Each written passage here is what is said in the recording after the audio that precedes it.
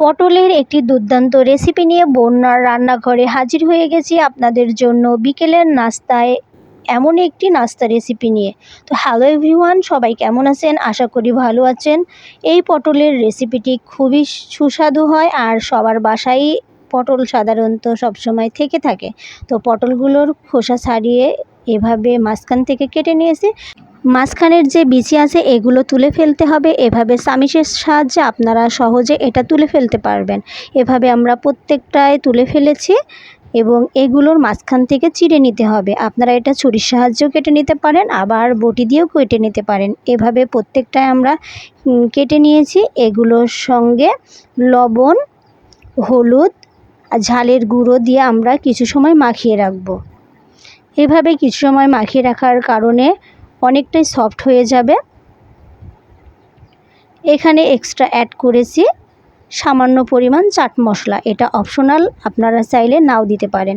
তো এভাবে খুব ভালো করে প্রত্যেকটার গায়ে লাগিয়ে নিতে হবে। নিয়ে আমরা 15 থেকে 20 মিনিট রেখে দিব। আমার ভিডিওটি ভালো লাগলে আমার চ্যানেলটি সাবস্ক্রাইব করে পাশে থাকবেন আর বেল বাটনটি অন করে রাখবেন। আর যারা সাবস্ক্রাইব করে দিয়েছেন তাদেরকে অসংখ্য ধন্যবাদ।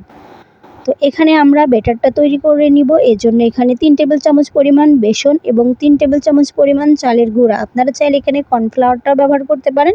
এটা খুব ভালো করে মিশিয়ে নিয়ে এর মধ্যে অ্যাড করব হাফ চা চামচ গোলমরিচ গুঁড়ো, হাফ চামচ হলুদের গুঁড়ো, 1 চা চামচ ঝালের গুঁড়ো এবং সামান্য চাট মশলা, পরিমাণ মতো লবণ দিয়ে আমরা খুব ভালো করে ব্যাটারটা অল্প অল্প পানি দিয়ে আমরা তৈরি করে নেব। এখানে একবারে পানি অ্যাড করবেন না, এতে বেশি পাতলা হয়ে যেতে পারে। এজন্য অল্প পরিমাণ পানি দিতে হবে আর ভালো করে মিশিয়ে নিতে হবে। তো আমাদের মিশ্রণটা রেডি হয়ে গেছে। আর এটা একটু মোটা করে করতে হবে, মানে খুব বেশি মোটাও না পাতলাও না, মানে একটা আঙ্গুল ডোবালে আঙ্গুলের সঙ্গে লেগে থাকবে এমন করে রাখতে হবে।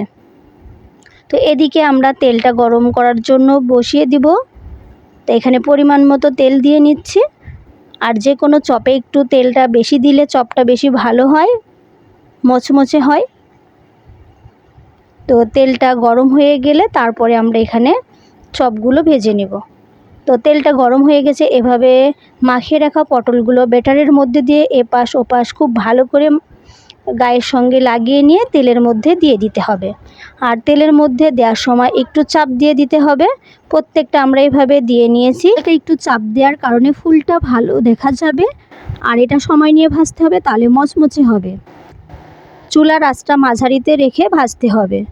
এপাশ ওপাশ বারবার উল্টিয়ে পাল্টিয়ে আমরা এটা ভেজে নিব। আমার এই চপের রেসিপিটি যদি ভালো লেগে থাকে আপনারা বাসায় একবার বানিয়ে দেখবেন। বিকেলের নাস্তায় ঘরোয়া উপকরণে সবার বাসায় থাকে আর পটল তো বাসায় থাকেই। তো আমরা এভাবে ইচ্ছে করলে বানিয়ে নিতে পারবো। দেখুন উল্টিয়ে পাল্টিয়ে ভেজে নিয়েছি, কালারটাও মাশাআল্লাহ চলে এসেছে। আমরা এগুলো উঠিয়ে নিব। আমার ভিডিওটি ভালো লাগলে আমার চ্যানেলটি সাবস্ক্রাইব করে দেবেন। তো দেখুন আমরা এভাবে একটা কিচেন টিস্যুর উপরে রেখে দেব, বাড়তি যে তেল থাকবে সেই তেলটা চলে যাবে।